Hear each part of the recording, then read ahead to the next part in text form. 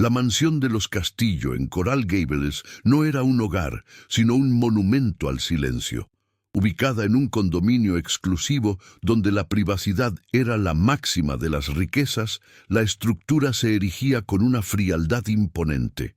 Sus paredes de cristal reflejaban un cielo de Miami que parecía indiferente a la soledad que se respiraba adentro.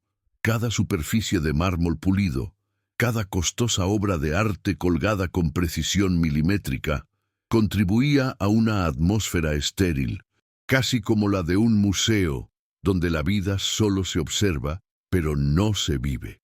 El aire acondicionado mantenía una temperatura constante y gélida, eliminando cualquier rastro del calor húmedo del exterior y, con él, cualquier sensación de calidez humana. Era una jaula dorada, un espacio vasto y vacío, donde el eco de la ausencia resonaba más fuerte que cualquier palabra. Alejandro Castillo cruzó el umbral de su propia casa sintiendo el peso de otro día agotador sobre sus hombros. A sus 38 años, el éxito como CEO de una prestigiosa firma de inversiones se había convertido en una armadura que lo protegía del mundo, pero también lo aislaba de él. Su traje, siempre impecable, y su apariencia controlada, no lograban ocultar el cansancio perpetuo grabado en su rostro, una máscara de indiferencia que había perfeccionado durante los 2 últimos años. Desde la muerte de su esposa, se movía por los pasillos de su vida como un fantasma, cumpliendo con sus obligaciones de manera mecánica, incapaz de conectar verdaderamente con nada ni nadie, especialmente con su propio hijo. El hombre que lo tenía todo era, en realidad, un hombre que no sentía nada más que un dolor sordo y constante. Fue entonces, en medio de ese silencio sepulcral, cuando lo escuchó. Un sonido tan inesperado y a la vez tan dolorosamente familiar que lo paralizó en seco. Era una melodía suave, un susurro de canción que se filtraba desde el piso de arriba, desde el cuarto de su hijo, Mateo. Con el corazón encogido, subió las escaleras sin hacer ruido, movido por una fuerza que no comprendía. Se detuvo frente a la puerta entreabierta y miró por la rendija.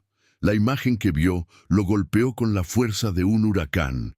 Clara, la joven niñera, acunaba a Mateo en sus brazos, meciéndolo con una delicadeza infinita, mientras le cantaba la misma canción de cuna que su difunta esposa solía cantar. Su voz era tierna, un bálsamo en la atmósfera fría de la casa, y la escena irradiaba un calor que él creía extinto para siempre. El aire abandonó sus pulmones en una exhalación temblorosa. La armadura emocional que había construido con tanto esmero se resquebrajó en un instante, dejando al descubierto una vulnerabilidad que no había sentido en años. No estaba viendo simplemente a una empleada cumpliendo con su trabajo, estaba presenciando un destello de amor puro, un eco del calor que su hogar había perdido trágicamente. Por primera vez en 2 años, no sintió solo el peso del luto, sino una punzada de algo nuevo, algo frágil y luminoso, una diminuta semilla de esperanza.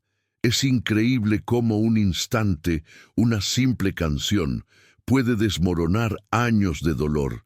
Si estas historias que nos recuerdan lo que de verdad importa también resuenan contigo, tu suscripción nos ayuda inmensamente a seguir trayendo más relatos como este. A partir de esa noche, algo cambió fundamentalmente dentro de Alejandro. La armadura que había llevado durante 2 años no se desvaneció por completo, pero una grieta se había abierto, dejando entrar una luz que era a la vez dolorosa y sanadora. Comenzó a observar a Clara no como una empleada, sino como la portadora de una calidez que creía perdida para siempre. La veía en los pequeños detalles, la forma en que le cortaba la fruta a Mateo en formas divertidas, la paciencia con la que respondía a sus preguntas interminables, la risa genuina que llenaba los pasillos que antes solo conocían el eco de la soledad. Cada gesto suyo era un recordatorio de la vida que había existido antes, un susurro del amor que su esposa, Isabella, había infundido en cada rincón de esa casa, y con esa observación nacía una curiosidad peligrosa, una necesidad de entender quién era esa mujer que había logrado lo imposible. Los recuerdos de Isabella lo asaltaban con una nueva intensidad. Recordaba su vitalidad, la manera en que llenaba cada espacio con su energía y su risa contagiosa. Ella había sido el corazón palpitante de su mundo, la arquitecta de su felicidad. Su enfermedad fue un ciclón rápido y devastador que arrancó el color de su vida, dejándolo a él y a Mateo en un paisaje gris de luto y rutina. Durante 2 años, Alejandro había honrado su memoria con una fidelidad austera, convirtiendo su hogar en un santuario del dolor y cerrando sus emociones bajo llave. Creía que esa era la única forma de serle leal, de preservar su amor. Pero ahora, la presencia de Clara lo obligaba a cuestionar si el verdadero homenaje a Isabella era vivir atrapado en el pasado o atreverse a encontrar una razón para vivir plenamente en el presente. Clara, por su parte, habitaba un universo completamente distinto. Su vida en la pequeña Habana era un tapiz tejido con los hilos de la comunidad, el olor a café cubano por las mañanas y la música que se escapaba de las ventanas abiertas. Creció en un modesto apartamento donde el espacio era limitado, pero el afecto era infinito. Aprendió de su abuela que la verdadera riqueza no estaba en las posesiones, sino en la capacidad de dar y recibir amor sin condiciones. Su sencillez no era una carencia, sino una elección. Su sonrisa fácil, un acto de resistencia ante las dificultades. Llegó a la mansión de los Castillo no buscando una oportunidad para ascender socialmente, sino con el genuino deseo de cuidar a un niño que, intuía, estaba tan solo como su padre. Llevaba consigo la calidez de su mundo, una luz que no sabía que tenía el poder de disipar tantas sombras. Los días siguientes, Alejandro comenzó a alterar sus propias rutinas, buscando pretextos para cruzarse con ella. Se encontraba bajando a la cocina por un vaso de agua justo cuando ella preparaba la merienda de Mateo. O se demoraba en la sala de juegos, observando cómo construían juntos un castillo de bloques. Las conversaciones eran breves, casi torpes. Le preguntaba por el progreso del niño, pero sus ojos buscaban algo más, una conexión que iba más allá de sus roles definidos. Una tarde, mientras ella le leía un cuento a Mateo en el jardín, él se sentó a una distancia prudente, sin decir nada, simplemente escuchando el tono suave de su voz, meciéndose con la brisa de Miami. Era un espectador silencioso de la vida que regresaba a su hogar, sintiendo cómo el hielo alrededor de su corazón comenzaba a derretirse lentamente. El cambio en Mateo era la prueba más evidente del milagro silencioso que Clara estaba obrando. El niño, que se había vuelto retraído y propenso a silencios largos y tristes, ahora corría a recibir a su padre en la puerta con dibujos coloridos en las manos. Sus risas resonaban en la casa, persiguiendo a los fantasmas del luto. Clara había creado para él un refugio seguro donde sus emociones eran válidas y su alegría celebrada. Introdujo juegos que su madre solía amar y le hablaba de ella no como una figura trágica, sino como una estrella brillante que siempre lo cuidaría. Alejandro observaba estas interacciones con una mezcla de gratitud y dolor, dándose cuenta de que Clara no estaba reemplazando a Isabella, sino construyendo un puente de amor para que Mateo pudiera volver a conectar con los recuerdos felices de su madre. El punto de inflexión llegó una noche de jueves. Alejandro había cancelado una cena de negocios y, al llegar a casa, encontró a Mateo y Clara preparando pizza en la cocina, con harina espolvoreada en sus narices y una atmósfera de caótica felicidad. En un impulso que lo sorprendió a sí mismo, les pidió que pusieran un lugar más en la mesa para él. La cena rompió todas las barreras invisibles. Hablaron de cosas triviales, películas animadas, los equipos de béisbol y los sabores de helado favoritos. Por primera vez en 2 años, Alejandro no cenó como el jefe de la casa, sino como parte de una familia. Vio a su hijo reír a carcajadas y sintió el peso de su propia soledad aligerarse. En ese momento, comprendió que la presencia de Clara no solo estaba sanando a Mateo, sino también a él. Pero con la esperanza también llegó la culpa, un veneno que se deslizó en su conciencia durante las horas silenciosas de la noche. Se encontraba de pie frente a un retrato de Isabela, su sonrisa radiante congelada en el tiempo, y se sentía un traidor. ¿Cómo podía permitirse sentir esta calidez por otra mujer? ¿Acaso 2 años eran suficientes para empezar a olvidar? Su mente, entrenada para la lógica y el control, luchaba contra un corazón que anhelaba desesperadamente la conexión. Además, estaba el abismo social que los separaba, un prejuicio arraigado en su crianza y en las expectativas de su círculo. Una relación con la niñera de su hijo era algo que su mundo consideraría, en el mejor de los casos, inapropiado, y en el peor, un escándalo. El miedo y el orgullo se convirtieron en nuevos muros a su alrededor. La primera grieta externa apareció en la forma de Elena, la madre de Isabela, una mujer elegante y controladora que veía el luto de Alejandro como una extensión de su propio dolor. Durante una de sus visitas semanales, observó con desaprobación la familiaridad con la que Clara se movía por la casa. Más tarde, a solas con Alejandro, dejó caer su veneno con una precisión quirúrgica.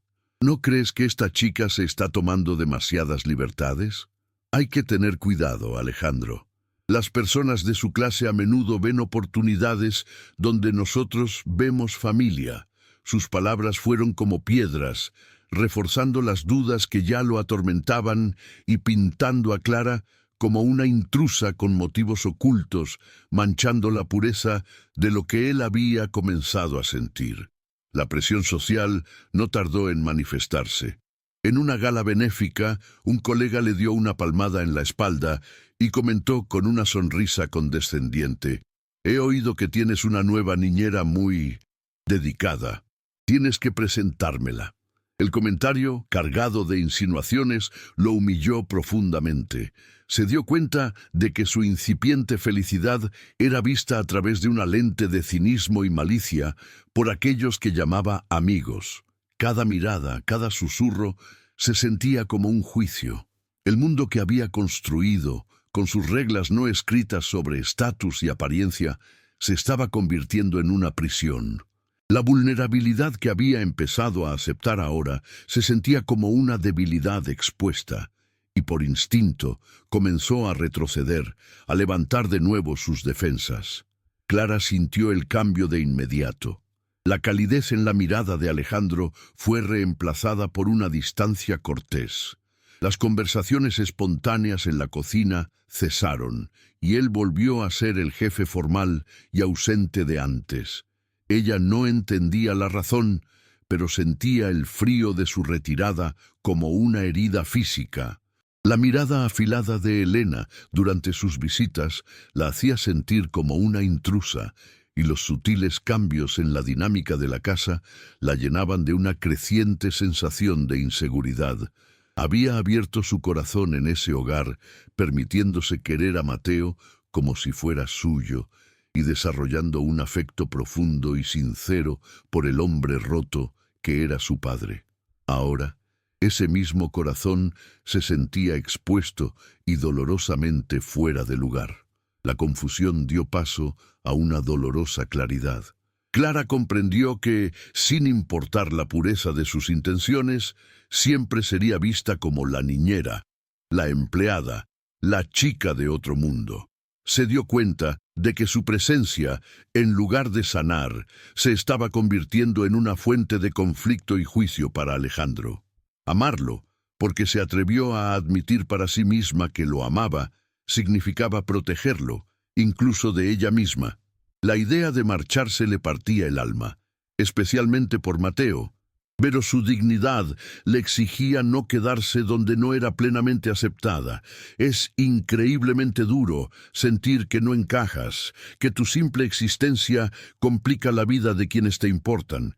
Si alguna vez te has enfrentado a una decisión difícil por proteger tu corazón y valoras las historias que exploran esta fortaleza, tu suscripción nos ayuda a seguir compartiendo estos relatos de resiliencia. El silencio entre ellos se volvió denso, casi insoportable. Alejandro, atrapado en su propia tormenta de miedo y duda, evitaba cualquier oportunidad de una conversación real, creyendo que la distancia resolvería el conflicto en su interior. Pero su silencio fue la confirmación que Clara necesitaba. Para ella, no era una pausa, sino una respuesta. Cada día que pasaba sin una palabra de aliento, sin una mirada que le recordara la conexión que habían compartido, fortalecía su resolución. La mansión, que por un breve y mágico instante se había sentido como un posible hogar, volvió a ser una jaula dorada, fría e impersonal. La tensión crecía con cada hora que pasaba, empujándola inexorablemente hacia la única salida que veía posible. Una carta de despedida sobre la mesa de mármol. La carta de despedida yacía sobre la mesa de mármol de la cocina. Una hoja de papel blanca y solitaria en medio de la vasta frialdad. Alejandro la recogió con manos temblorosas, sus ojos recorriendo la caligrafía perfecta de Clara, cada palabra un golpe directo a su corazón. Ella explicaba su partida con una dignidad que lo avergonzaba, agradeciendo la oportunidad y deseándoles a él y a Mateo lo mejor. No había reproches, solo una tristeza serena. En ese instante, el silencio de la mansión se transformó de una ausencia pacífica a un vacío ensordecedor. El miedo a ser juzgado, el peso de la opinión de su suegra, el orgullo estúpido que lo había hecho retroceder, todo se desvaneció, reemplazado por un pánico helado.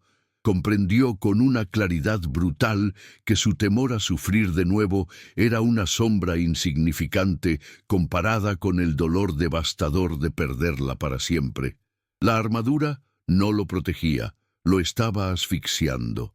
Sin pensar, corrió hacia su auto, dejando atrás la casa que de repente se sentía como una tumba. Condujo con una urgencia que nunca había sentido en sus negocios.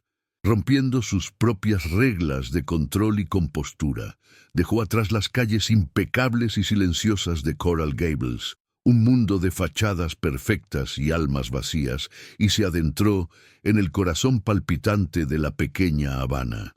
El cambio fue inmediato y abrumador.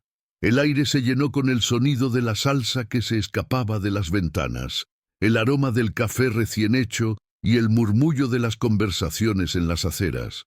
Vio murales vibrantes, niños jugando en la calle y una energía vital que su propio mundo había olvidado.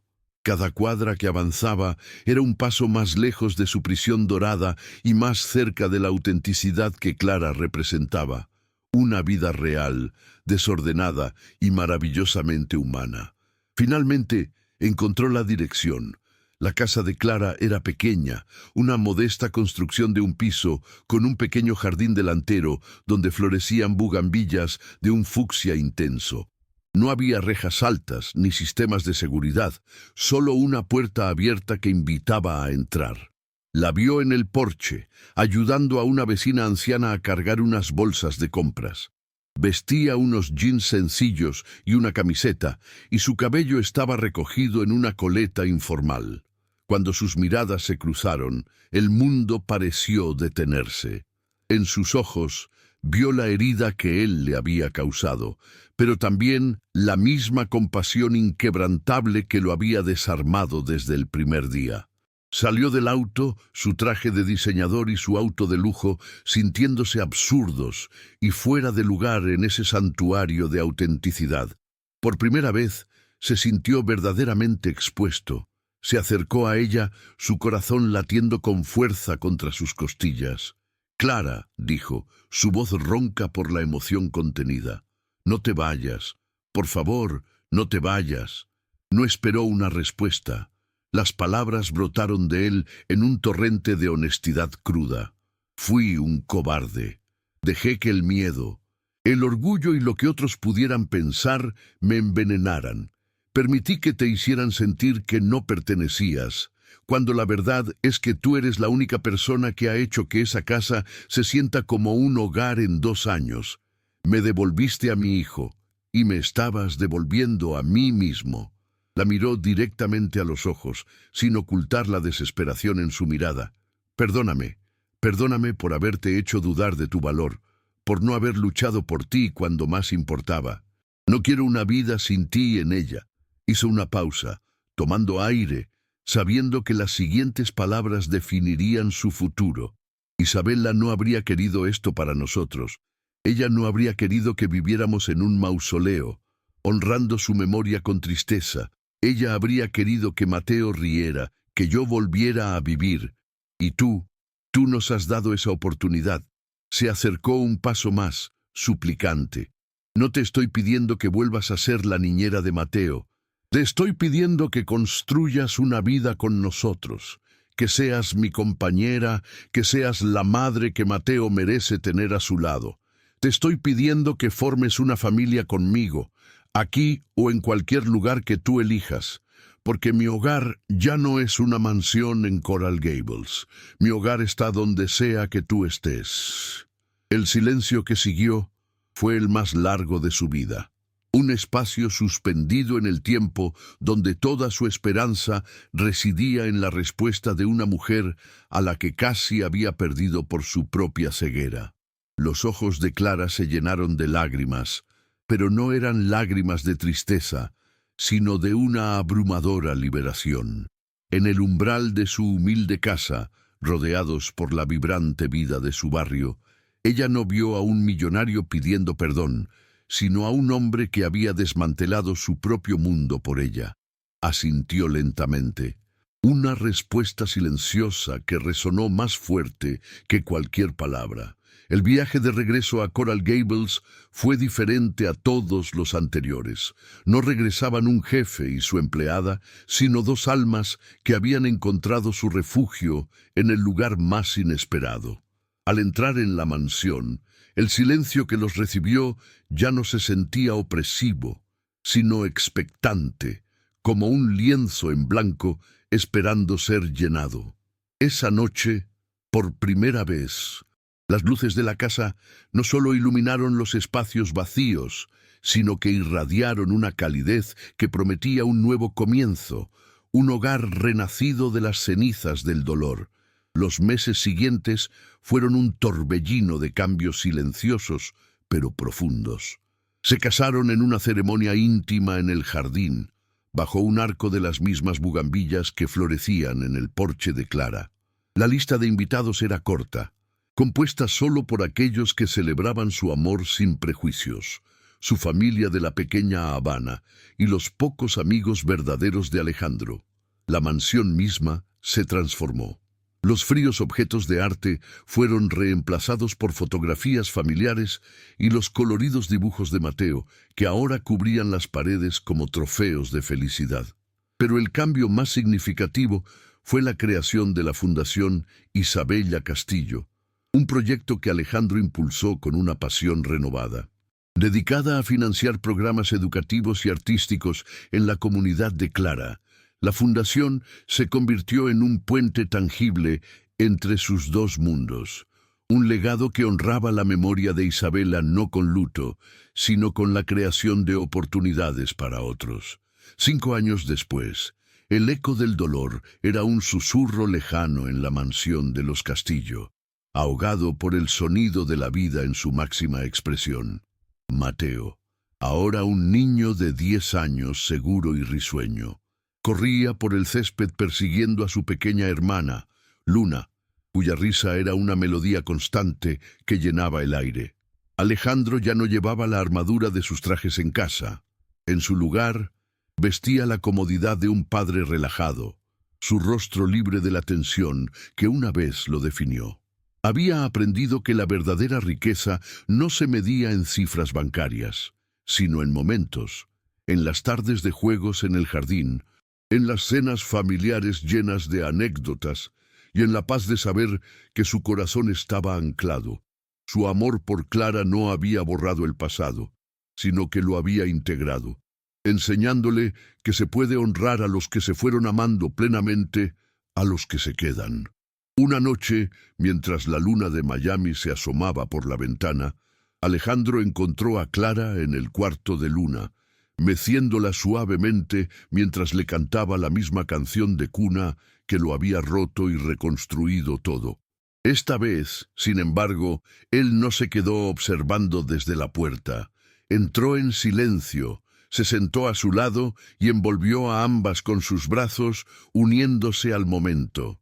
La melodía ya no era un fantasma del pasado, sino el himno de su presente, una prueba de que el amor, cuando es verdadero, tiene el poder de sanar las heridas más profundas y construir un futuro más brillante que cualquier sueño.